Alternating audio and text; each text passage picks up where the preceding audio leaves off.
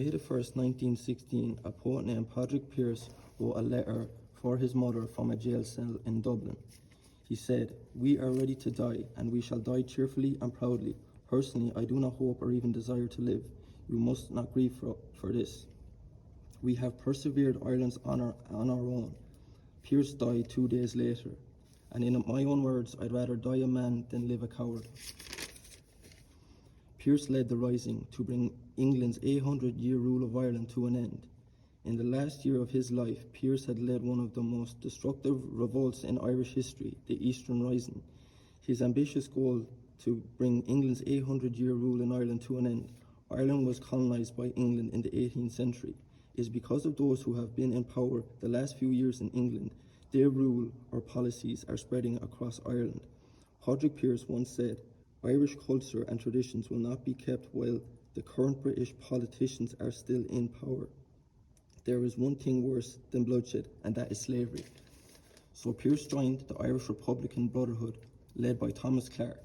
Another speech from Padraig Pearse: "We pledge to Ireland our love. We pledge to the British rule in our Ireland our hate.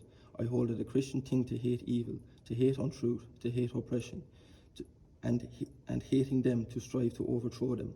Ireland unfree shall never be at peace. I vow to free Ireland or die trying." You wonder why Michael Martin was in New York recently, and I say Irish politicians get told what to do by other countries, not by the people of Ireland, and hear what they want. In Easter 1916, Dublin, Ireland explodes in gunfire. Irish rebels take on the world's biggest empire. They begin by hijacking a post office. On the 17th of March 2026, the only flag raised around Dublin post office should be an Irish flag. Ireland is an independent country.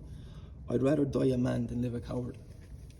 If the men of the 1916 Rising didn't do what they did, for me and you, Irish citizens, Irish families, would have had to experience just as much destruction Britain, England, London has. I'd rather die a man than live a coward. We love freedom and we deserve it. Those in government are told what to do by other politicians of other countries, not the real citizens of Ireland. They don't even care what we have to say. People are protesting because you're letting in protesters enforcing their belief in all different countries, and I just do not want that here in my country.